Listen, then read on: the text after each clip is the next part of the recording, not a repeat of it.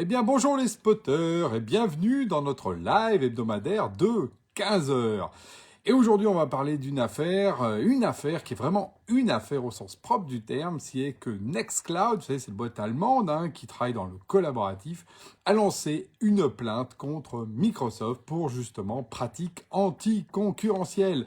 Et pouf, voilà, ça c'est un pavé dans la mare de notre domaine, celui à la fois du numérique, celui de l'acteur pratiquement le plus important en B2B, qui est donc Microsoft, et puis cette question effectivement de pratique. Alors, le point qui est posé en fait par nos amis de Nextcloud, alors déjà il s'appelle Nextcloud, je trouve ça ce nom d'ailleurs est magnifique, le prochain cloud. Ils disent, bah voilà, on ne peut pas être le Nextcloud. Pourquoi? Parce qu'on a Microsoft qui nous empêche de grandir. Et oui, parce qu'ils font ce qu'on appelle des bundles. Alors, bundle, ça veut dire qu'ils mettent ensemble, par exemple, Windows et Drive, par exemple, et qui font que, bah voilà, les gens, ils achètent un ordinateur, et ben ils ont tout à la maison. Ils ont Windows, ils ont un Drive pour mettre des documents, et puis ils ont Teams pour communiquer. Donc, pourquoi ils iraient acheter d'autres trucs? Surtout qu'on leur donne moitié gratuitement. Et donc là, voilà, nos amis de Nextcloud disent, voilà, ça, c'est des pratiques anticoncurrentiels, et donc ils attaquent alors au niveau européen, au niveau allemand, donc et ils vont un petit peu partout. Alors, premier point, pourquoi j'en parle? Parce que déjà, c'est que la situation sort enfin au grand jour, parce qu'en fait, c'est une situation que tout le monde sent, tout le monde connaît, vous pouvez voir dans la presse, il y a eu beaucoup de prises de parole, etc. Sauf que là, c'est le premier qui parle et qui sort ça de manière forte. Alors le premier, pas tout à fait, parce que je rappelle qu'on a quand même Slack qui avait attaqué, donc un Américain qui avait attaqué. Pourquoi? Parce qu'effectivement, il voulait remplacer Microsoft comme page d'accueil et puis en outil de travail au quotidien, remplacer même le mail, qui est le point fort aussi de Microsoft. Et là, évidemment, il s'est retrouvé avec le même problème quand Teams est arrivé. Il a été écrasé, tonton Slack, et pourtant, c'était une belle machine.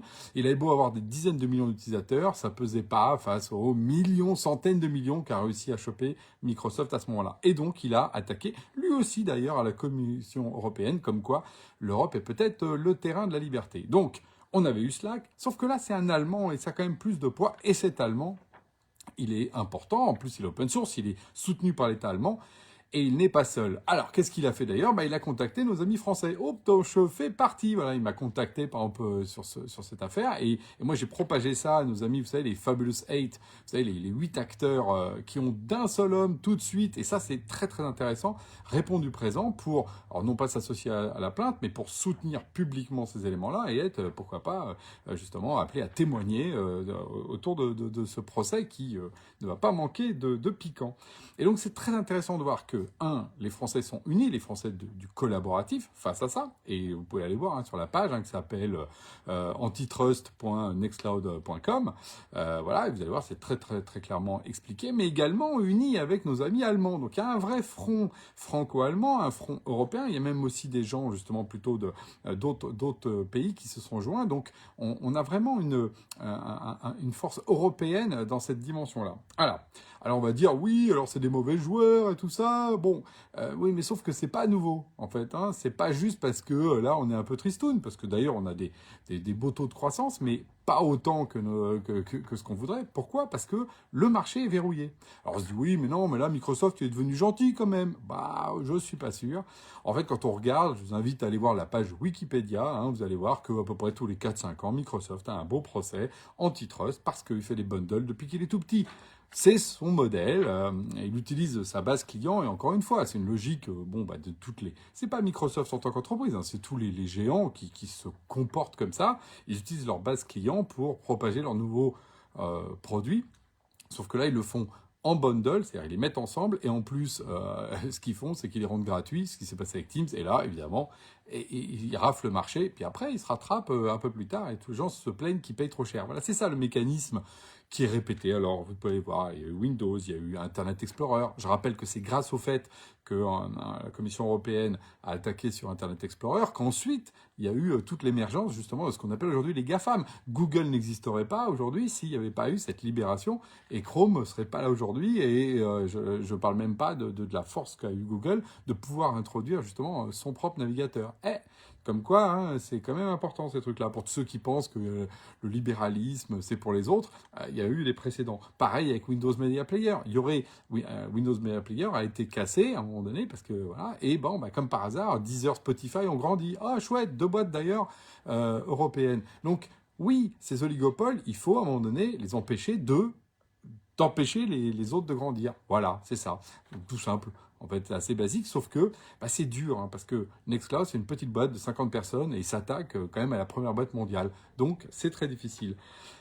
Mais il y a des soutiens. Alors, il y a d'autres soutiens. Par exemple, là, moi, j'étais, c'est quand, il y a la semaine dernière, je crois, à un petit déjeuner où j'étais à côté d'ailleurs de Tariq Krim, bien connu dans la souveraineté, de Hubert Védrine. Intéressant d'avoir Hubert Védrine également sur ces questions de souveraineté, qui vient s'intéresser à la géopolitique de tout ça.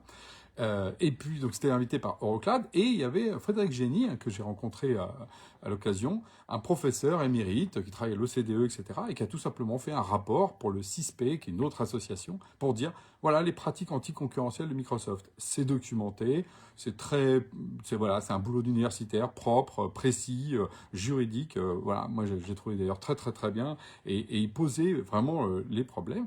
Et donc, on a donc ce Nextcloud, qui dit Microsoft, voilà, le professeur Génie qui le montre, et face à tout ça, l'Europe est en train de mettre en place ce qu'on appelle le DMA, le Digital Market Act, qui permettra en fait d'anticiper ça. Parce que si vous reprenez la page Wikipédia, qu'est-ce qui se passe? Quand Microsoft a été attaqué sur Internet Explorer, il a fallu 10 ans un peu, hein, pour que ça se résolve entre la première fois et la fois où à la fin ils ont été condamnés. Ils ont dit ah d'accord, on arrête. 10 ans. 10 ans dans le monde numérique, ça, on a le temps de tuer 10 fois les positions de tout le monde. Hein, voilà. Donc le DMA, l'idée c'est de faire ça en avance de phase. Anticiper en fait, hein, être capable de prévoir avant que les problèmes arrivent, les fameux gatekeepers, les gens comme Microsoft qui tiennent un marché pour qu'ils ouvrent ce marché. Voilà.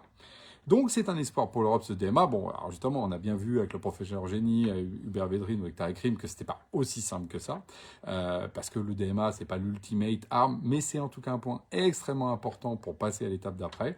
Et justement, moi je suis plutôt à voir la coupe plutôt à moitié pleine qu'à moitié vide, et qu'on va plutôt largement dans le bon sens et qu'on prend notre destin en main, et que nos amis allemands s'attaquent à ça. Moi, ce que je peux vous dire, c'est qu'il faut déverrouiller le marché. Voilà, je suis un des acteurs de ce marché, donc je le sais.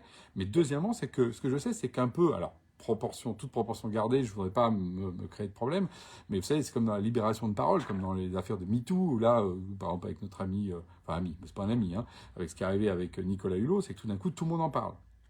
Avant, il n'y a pas la parole, il y a quelqu'un qui prend le courage de le faire, et tout d'un coup, on découvre tout ça, et on se dit, mon Dieu, bon voilà, bon bah là sur Microsoft et sur le verrouillage de marché, à la fois qui vient du cloud, qui vient d'Azure, qui vient justement là de 365, et maintenant effectivement du bundle Microsoft to Teams, bah, ça, tout d'un coup, là, ça y est, ça va ressortir. Et vous allez voir que, à mon avis, ça va ressortir de partout parce que la parole est libérée.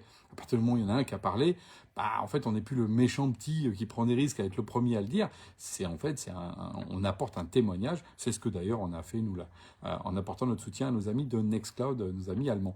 Donc, moi, ce que je dis, c'est que préparez-vous à avoir, à mon avis, la parole libérée. Ça c'est un point qui va permettre, je pense, de réouvrir ce marché qui était un petit peu fermé quand même ultra monopolistique, pour plus d'innovation, plus de plaisir, plus de culture différenciée. Toujours cette même idée qu'effectivement, on a besoin plutôt de variété plutôt que de centralisme. Pourquoi donner tout à la même entreprise, hein? On n'a pas voulu ça du monde soviétique, on n'a pas voulu ça du monde chinois. Pourquoi est-ce qu'on voudrait ça du monde capitaliste, hein? Voilà. Vivons heureux, vivons dans la diversité. Sur ce, je vous dis à la semaine prochaine pour des nouvelles aventures numériques. Restez en contact.